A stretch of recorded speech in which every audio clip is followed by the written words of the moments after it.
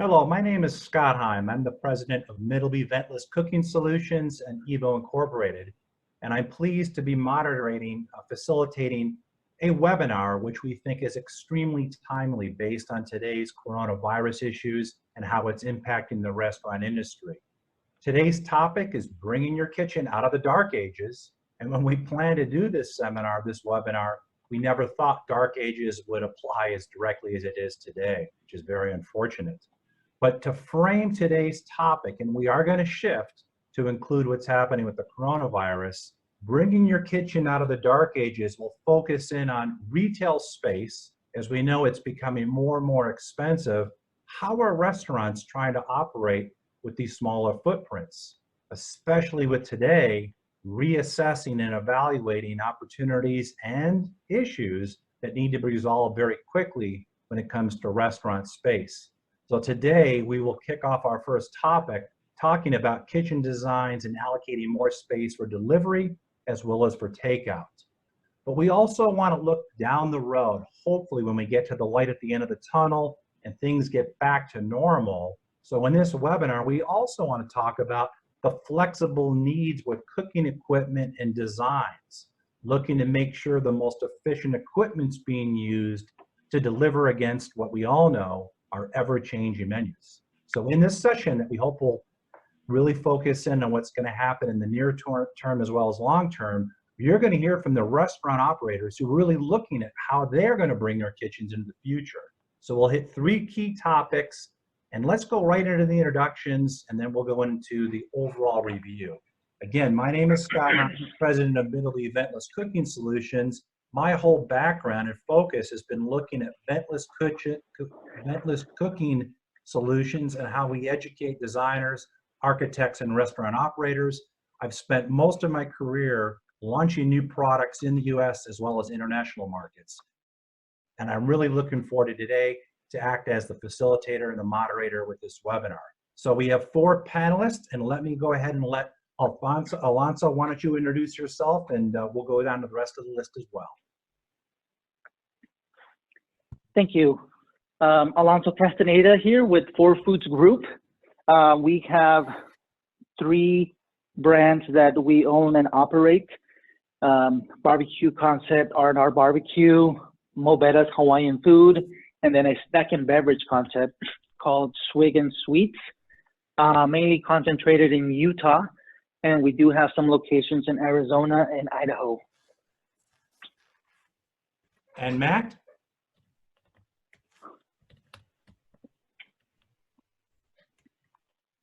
Have Eric, introduction?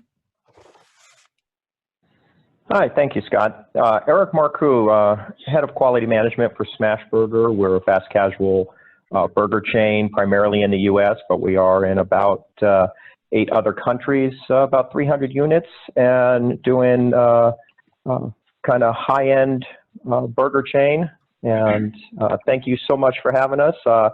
From my perspective, my department oversees QA, R&D, ops platform, and guest relations. So I'm thankful and appreciative that you guys have me on today. Thank you.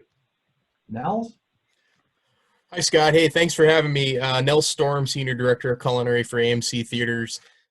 And everyone is reeling. We're bouncing and lurching from one issue to the next, and it's really not just day to day, it's almost hour by hour.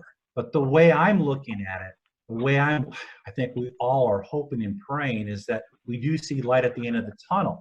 And when you look at the commercial restaurant business, it's staggering. In the United States, 10% of the economy is attributed directly back to our commercial restaurants and food service. And to put that into perspective, we all keep hearing during the political debates that healthcare is critical, it needs all kinds of adjustments. Well, healthcare in the US is 17 to 18% of the economy. So our business, our sector is not that far behind at 10%.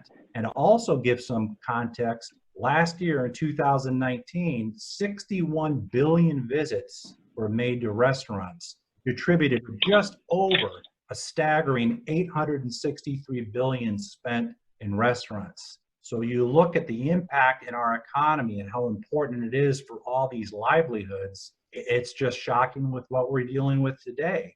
The Nation's Restaurant News, that magazine came out yesterday, that 1 out of 4 Americans are actively avoiding eating and dining in. I just talked about my home state in Oregon, that they've now extended the in-dining ban starting yesterday on Tuesday, going all the way now through April 14th. So I'd like to open it up to the panelists. Any comments? And Alonso, why don't we start with you before I start going into the 3 topics I have for today. But Alonso, go ahead. Yeah, especially crazy times in Utah this morning, on top of everything that's happening in the nation and all of the new regulations that have been implemented in the restaurant business. We woke up to an earthquake that we haven't had in over 20 years. So we have several stores without power, and we have our catering center that supplies the Vivint Arena, which we serve a lot of food in, that's out of power. So we're looking for refrigerated trucks because that food was being distributed to our restaurants, but being held in our catering center. Obviously, there's no more basketball season. So scrambling to make all those adjustments at the same time, looking at how our sales have slowed down because of obvious reasons. Lobbies being closed for seating, and trying to support our team members. Happy to say that at this moment, we have not laid off anyone. We are keeping our teams busy. We're doing some deliveries ourselves. We're obviously using third party. We're offering free delivery, curbside pickup. We're considering ad hoc drive-thrus and doing everything we can to keep the consumer safe, our employees safe, and our employees employed. Thank you. Thank you. Eric, how about your thoughts? What's happening with Smashburger? Well, I first want to wish everybody health and safety as we get through these unprecedented times in the world, not just in the restaurant business, but in all businesses. So, let's keep everyone safe, our teams, our guests, our families. Thank you for having me today. From Smashburger's perspective, obviously we are under the same restrictions. Our business is primarily in the U.S. However, we do have some international locations, and our ownership group is a very large Jollibee Foods Corporation that operates almost 7,000 restaurants worldwide. So we're trying to keep up on all of the different happenings across the world. But from a Smashburger perspective, we are under those same restrictions and guidelines across the nation that everybody else is feeling. We've moved to a to-go or carry-out and delivery platform only, no dine-in. We're doing everything we can to keep our teams safe. We've adjusted our labor schedule. We're trying to keep everybody employed and rotating labor schedules, but decreasing the size of the teams inside of the buildings. And then doing everything we can to take care of our guests who still want to enjoy a great burger from Smashburger. So it's an ever-changing environment, hour by hour, not even day by day. And we're just trying to keep up with all the new changes that are happening regularly. But wish everybody well and everybody continued success. Eric. Matt, how about what's going on in Atlanta? What's going on with all the wing zone operations?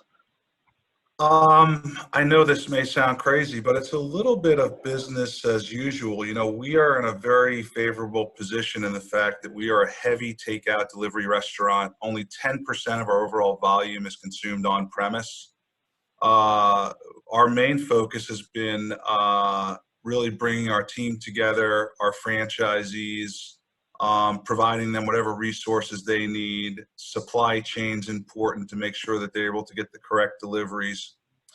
We're actually in a hiring play right now with the reduction in Uber and Lyft in just general transportation. There's an opportunity for us to hire some additional drivers. I honestly believe that, you know, we're going to come through this stronger than ever. I do also believe that we're not going to get back to normal probably until May or June. But from our side, this is an incredible opportunity for us to show our support to our franchisees. And the last thing I'll say is that people first is our mantra. So the most important thing to us right now is making sure that our team members in our restaurants, our franchisees, and our corporate staff are taken care of, and the rest will follow. I think a lot of chains are ultimately trying to jump into this delivery takeout, and I get it. I do the same thing, but it's obviously a challenging time, and I think that the most important piece right now is people first. People first. Good. Thank you, Matt. Nels, let me go to your comments. And again, you also have an interesting perspective because it's not just your U.S. operations with AMC; it's also international. So. Would like to hear your perspective as to what's happening even outside of the U.S.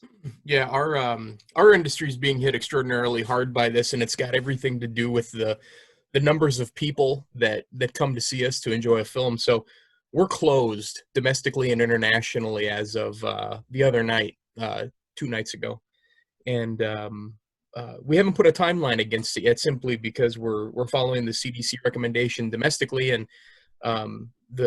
the World Health Organization internationally, just around concentrations of people and where they should and shouldn't be. So our whole industry is really going through this all at once. We're working, as mentioned, we're working through how best to support our field associates and keep them safe through this and keep them engaged.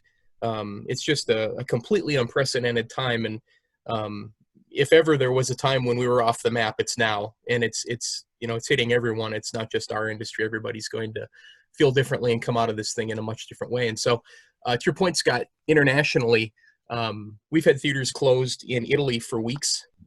Italy's been hit extraordinarily hard by this, and as have other places in the world. But for us especially, it was that Western European belt. The UK closed its doors the same time we did the other night, and so yeah, it's a tough time right now. We're making some hard decisions and having to reassess our business, and but also using the time to think about how we'll come out of it. You know, what will our operations look like on the other side? They'll probably be different. You know, everything from how we entertain the guests to how we handle food and what our concepts even look like. You know, I'm working on menus constantly now and thinking about where do we consolidate, where do we expand. Interesting.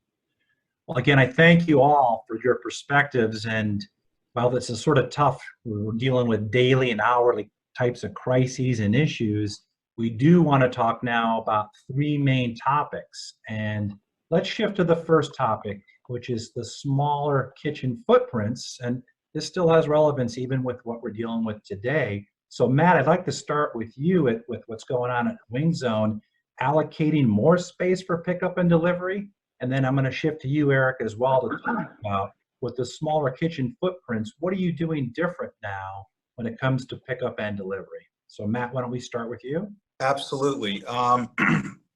First of all, I'd just like to mention that, you know, square footage is a real focus in our business. We have been amazed as to what we've been able to do with small square footage spaces. I mean, spaces as little as 1,000 square feet. Many years ago, we would take 1,500 to 2,000 square feet. We would have a few tables in there, and we would have these massive kitchens. What we realized over time is that bigger is not better. Smaller kitchens for us is more efficient. We typically run a 2-person kitchen, and we want things to be just a few steps away. So we've been able to reduce our kitchen footprint from about 800 square feet of kitchen space to about 500 square feet. We've also been able to make some efficiencies in some of our equipment, going from 5 or 6 fryers down to 4, and then reducing some of our hood system size with some things going outside of the hood system that in some municipalities that can work.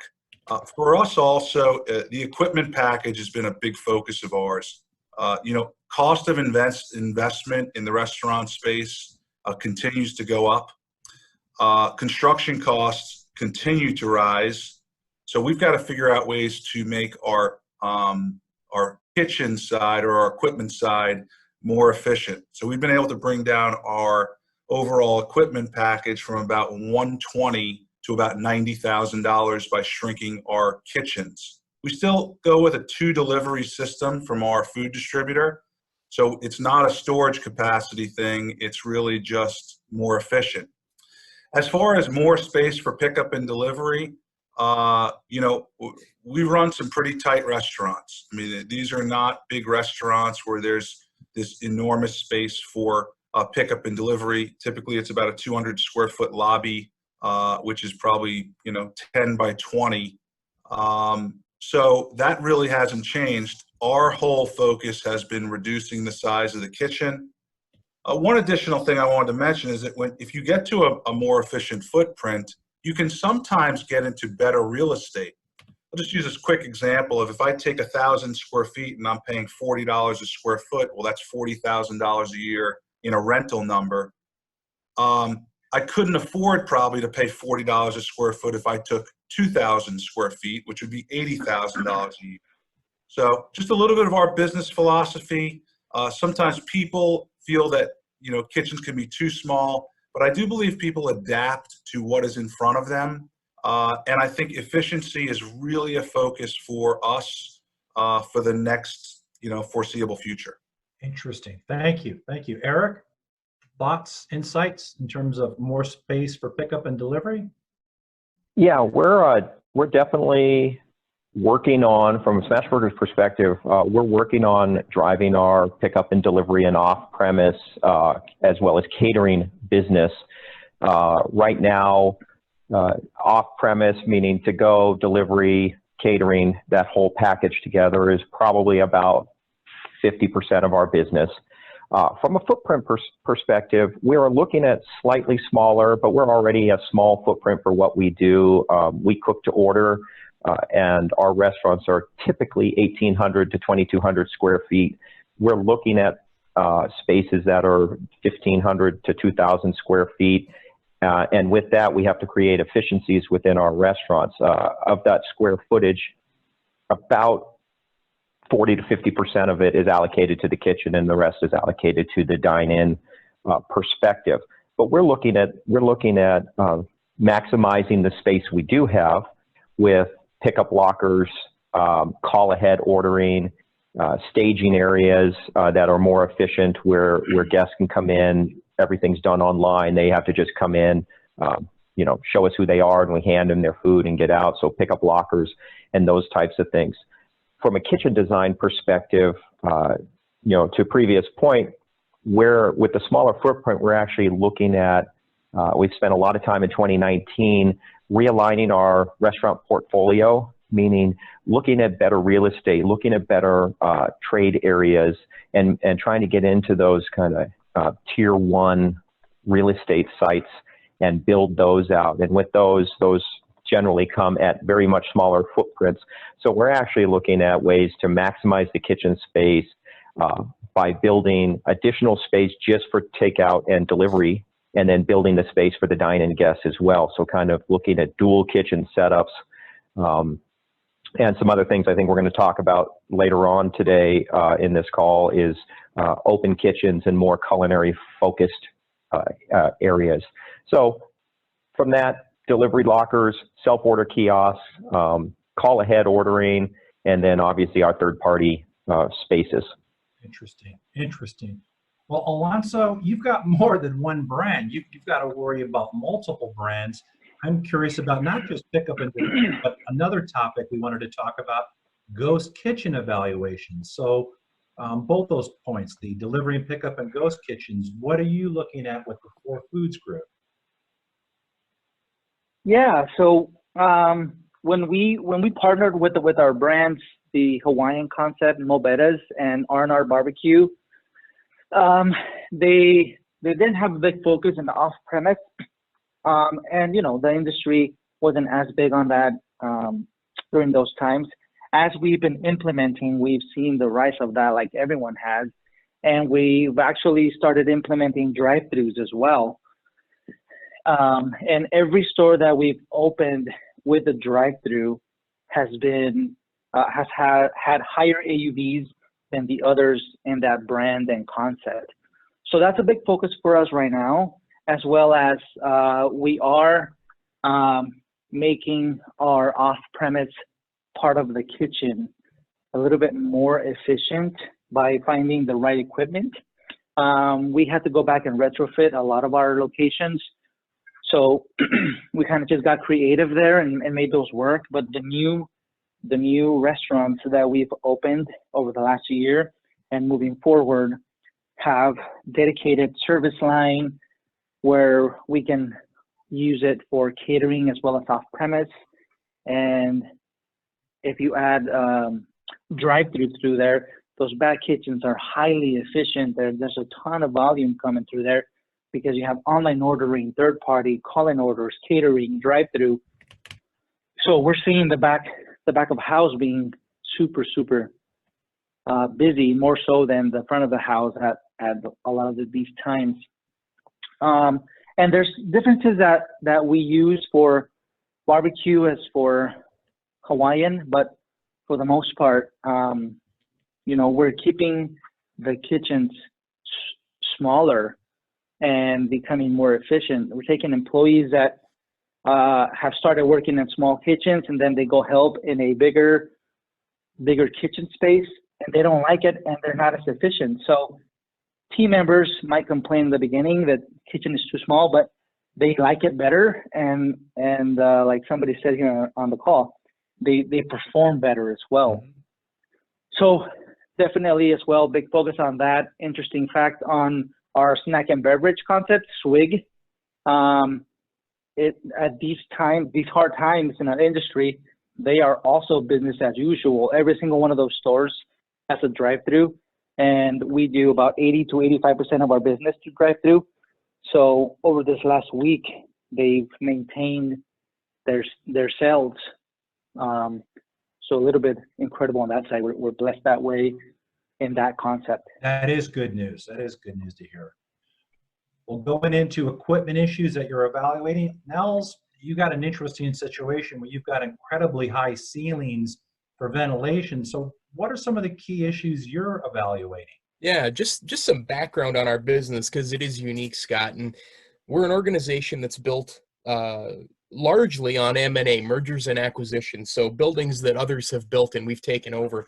Every footprint is different. Some of these plants, these buildings are just massive, 150,000 square feet.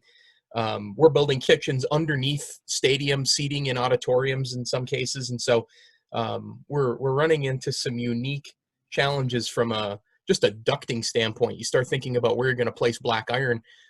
Sometimes that's not an option. And if it is, it can be very costly. You start trenching and all those things. You know, couple that with just a crushing load of guests. So imagine a restaurant that holds 4,000 people. In some cases, that's how many people we have in these buildings. And so now, of course, not everybody's ordering food all at once, and we have showtime starting at different times, but it all drives us to think differently about how we execute food. You know, and so we've evaluated and continue to evaluate every way possible to cook a burger faster, you know, for example. So just a high menu mix item in our dine-in theaters, and everything is from scratch. Actually, you know, when you think about movie theaters, the first thing that comes to mind isn't necessarily really good food, but we overcompensate from a quality perspective because we do struggle with credibility in the guest's eyes. It's the presumption is that it's a movie theater. I don't know how good it's going to be, but you know, we leverage pieces of equipment like two-sided cooking, so we can do an 8-minute burger in 2 minutes, and ventless technology. You know, the Turbo Chef rapid cook ovens and conveyor ovens, and we've explored CTX. We've done a lot of work with ventless as you know, with your group, Scott, and trying to explore how to make ourselves better, more relevant, more credible, more efficient, and more consistent, frankly, in how we execute and what we provide to the guest. make it easier for our team members to put together, make it fast, and make it the same every time. So all kinds of unique challenges in our business. Good, good. Yeah, we'll definitely, I got a question on Mentless coming up in the next topic, which is a perfect segue to today's second topic, new cooking ideas and innovations. And Eric, I want to start with you with Smashburger, thinking about plant-based proteins and trends. Even before the whole coronavirus deal was all about plant-based versus animal protein. What's happening with Smashburger, and what do you think's going on with this trend? Well, so from Smashburger's perspective, obviously we're a burger beef first concept. However, we offer 5 or 6 other protein options on our menu to include, chicken, turkey, and a black bean option as some of those. We've explored plant-based proteins, looking at the trends. It's hard to right now determine whether or not it's a trend or a fad. And I think some of the things that you need to weigh, or that we've weighed, is one, what's the perception of the product that you're offering? There are some competing businesses out there in the plant-based protein world. And 2, is it right for the brand image, based on, who's selling it and why? So you've got to weigh those carefully to say, does it play into there, and is it going to drive a consumer to your restaurant? The idea of adding additional proteins or different menu offerings to your menu is to drive variety, to drive guest traffic, and to drive repeat business.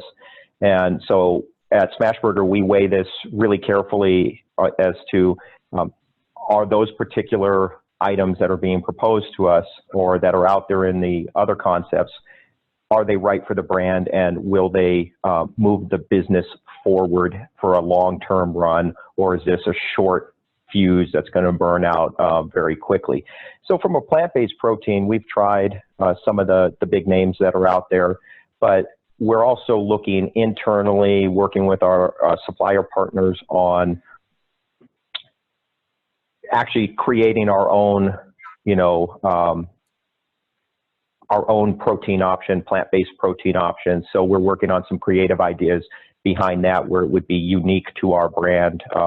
At Smashburger, we like to offer unique ingredients, unique toppings, unique flavors inside of our brand. And so we're trying to stay within that family and come up with something that is uniquely Smashburger, maybe proprietary to Smashburger as well on that end. So the plant-based one is definitely a topic of conversation in 2019 and 2020.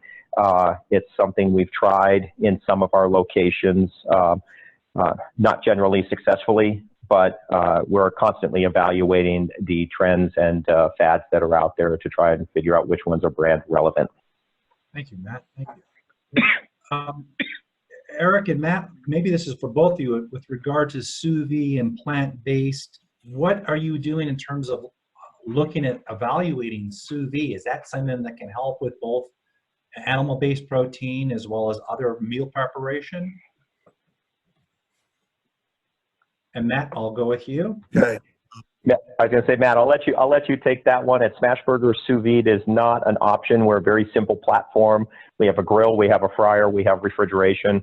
That's it. So sous vide is not something that is, unless our suppliers are proposing it as a production step, it's not something that we're evaluating at Smashburger.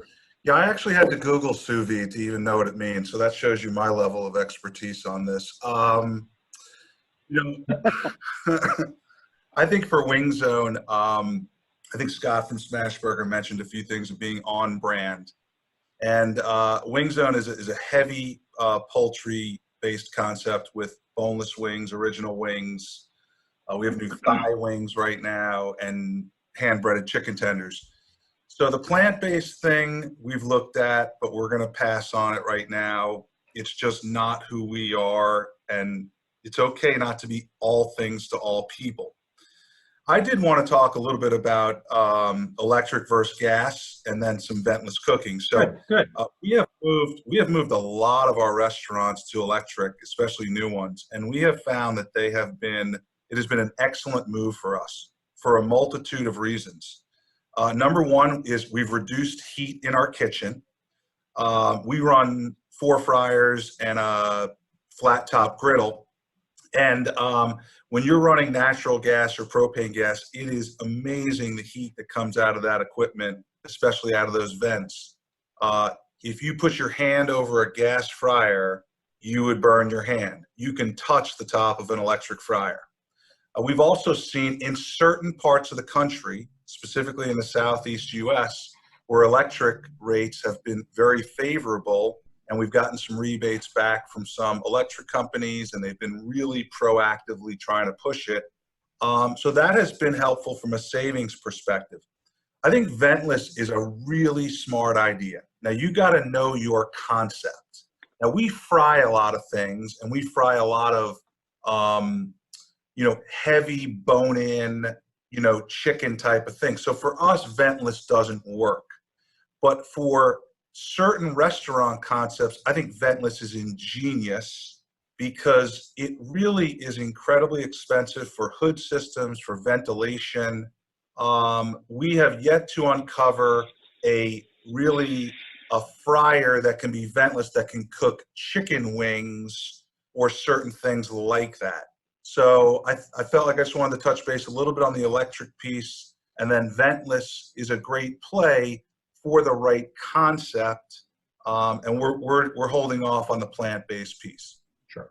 Well, I appreciate that, and let's continue based on ventless. I know that Nels, you made a comment about what you're exploring with Turbo Chef and just looking at ventless overall. Can you add a little bit more, as Matt just did, about electric versus gas and ventless? Sure, absolutely. So we operate 50 dine-in theaters coast to coast, and similar to Matt, we've made a shift from gas to electric in many cases, and for us, it's got everything to do with recovery. Very unscientific, but what we've found in our testing is we're a heavy fry concept too, and just tend to recover a little faster than a gas fryer when they're under extreme load. And we using the two-sided cooking, it's a Taylor clamshell product that unit recovers a lot faster, electric versus gas too. And there's a lot to be said for temperature in the kitchen, and that point is absolutely accurate in our environment as well. With a lot of the ceiling heights we're dealing with, it can become real hot real quick, and electric definitely drops that. It's just that free heat isn't there, and so it's a big win in our environment, definitely. As our environment relates to ventless, we wouldn't be who we are without ventless technology. And so last year, I won't talk about this year, we're not sure what's going to happen, but last year we were about 1.4 billion in food and beverage business, and a huge chunk of that is thanks to the Turbo Chef ovens and the other pieces of ventless equipment that we have in the space, because we're executing a good portion of our menu, aside from soda and popcorn and all these other things that are they're just so important to the movie-going experience. We're frying chicken. We're actually frying chicken tenders, not a raw product or a product that requires a lot of agitation in the basket. But as you can imagine, and you've experienced in a movie theater environment, you're focused on something else, and so it's a very hand-to-mouth experience. And the analogy I use is, if you can consume it in a movie theater, you can eat it if you can eat it while you're driving, you can eat it in a movie theater. And so it's kind of how we think about product development in the traditional space, not the restaurants. But and without ventless, in many cases, we wouldn't be able to accomplish what we need to and keep the guest happy. So yeah, I mean, for us, it's been a complete game changer, and it continues to improve. I'm watching the slide roll through here, and there's all of those pieces of equipment are in place in our buildings and working hard. And I look forward, Scott, actually, to talking to you about that that ventless flat top. There could be some application for that as well. So it's very exciting stuff. It's it opens doors for us, and also makes it easier from an execution perspective. We change the way we think about training when we're using a ventless piece. There's a layer of insulation there from a food safety and handling perspective that may not necessarily necessarily be there in an analog piece. So, Interesting. I like the comparison you made. If you can eat it in the car, it's going to work in the theater. So yeah. that's a good comparison point. Well, for the sake of time, I'm going to move now into the third topic. And Alonso, I'm going to come to you in a minute. This third topic is about open kitchens, bringing the culinary teams out in front of the guest, out in front of the consumer. It's a trend that we're seeing happening not just when it comes to quick serve and fast casual in the traditional restaurant environment. Shockingly, and I put this as a sub point, grocery stores, retail grocery is racing into meal preparation, in a sense, adding to the competitive environment where they want that $10, $15 meal ring. Yeah. So I want to know from all four of you, but I'll start with Alonso, what's going on with open kitchens, bringing the culinary teams out in front, especially when you look at grocery stores and even the food courts and food halls impacting your design ideas. So Alonso, what are your thoughts on this third topic? I absolutely love open kitchen concepts. I think the last several concepts over the last 10 years that I've worked at have had open kitchens, and it keeps our kitchens clean, it keeps our teams efficient, it shows the customer what we're doing, the preparation, fresh food, all of the above. I think that's something that the consumer appreciates when they're coming in. And I don't think that we'll move away from that anytime soon. Got it. Well, let me shift, thank you. Let me shift over to Eric with Smashburger. And I just read last week that Wahlburgers is actually going to start moving into the Midwestern part of the U.S. into all the Hy-Vee grocery stores. So how are you and how is your team looking at open kitchens, visible kitchens, and Smashburger in the future? Well, some of the things we're doing, and I'll tie a little bit into the last slide regarding electric versus gas, ventless, and also the open kitchen. The open kitchen is, where applicable, is going to be our new design going forward. We believe at Smashburger that our brand differentiator, one of the big brand differentiators, is the culinary aspect of our food. I mean, we still hand smash burgers. We prepare to order. There's no hot holding of burgers or things like that. So we want to show our guests how much care we put into the food that they're doing. So we're going to the open kind of showcase kitchens. So lowering the walls, putting the grill up front, putting our teams up front. And I'll agree with Alonso. I think there's going to be some ancillary benefit to the operations side, where when the teams are on display, I think your operation tends to be a little bit better because they know people are standing there watching them. We're actually, in some of our designs, we're putting in the waiting area for people for pickup or the delivery type of stuff. We're actually putting in mini stadium seating where you can actually sit and, while you're waiting for your food to be prepared, watch the kitchen. So with that, we're also exploring from the equipment side of it. We're exploring some non-traditional type of locations. We're already in a handful of stadiums, which are completely different. If anybody's in stadiums, it's a completely different animal to operate. It's a very pointed consumer base and very small time frame to get your product out. We're looking at ventless. And Nels, I think it was you that mentioned, if you get a chance, look at that ventless grill. We've looked at it. That 6-foot ventless Evo grill is actually pretty fantastic. But we're looking at those types of things so that we can go into some of these more non-traditional spaces like stadiums, office buildings that may not have ventilation options, and then kiosk style things, inside of a basketball stadium or a school campus. And then we look at gas versus electric for the same reason everybody else is looking at it. Electric, not all of the buildings have gas lines that have enough power to do everything we need it to do. The electric tends to have a higher recovery. Plus, a lot of the electric grills have 100% usage surface area, as opposed to gas grills where the radiant heat grills have 100% usage, as opposed to some where you only get about 75% usage out of your grill. So I think we're looking for the future to combat, show our guests the culinary focus of our food. And I think by doing that, that's going to set us apart from some of the other competitors that are trying to break into the markets that we're in right now. Thank you, Eric. Great insight. And of course, music to my ears to hear more and more about Ventless. And that's another lead right into you, Nels, with AMC. In fact, I made this a sub point, moving more and more into meal offerings. Open kitchens, I assume, will be a theme, and it's probably something you and your team has discussed strategically going forward. Yeah, there's no question, Scott. You know, we can't take walls down fast enough. Really, the only limiting factor at this point is the capital restriction to do so. I mean, we would open up every kitchen across the circuit if we could, especially in the dine-in theaters. It's just it's magical when you do, and we've done a few and have seen the results. There's a sense of provenance, the real cooking aspect that, you know, the guests can really wrap their minds around, that we're actually performing food preparation in the space. And, you know, that whole sense of theater, that, you know, you're a theater within a theater at that point, which is pretty interesting. And, you know, we don't create anything but an experience. And so the more we can do that, the better, you know. And so open kitchens for us absolutely equal, you know, massive food credibility and continued guest satisfaction. So the little bit that we've done, we've been very impressed and excited about, and we'll continue to do that going forward. And, you know, to accomplish those things, you need to think differently about everything you're doing, including the equipment package. And so that's been a big part of our lives for the last few months. Good. Well, we've come to the end of our allotted time. Obviously, we had a lot of ground to cover.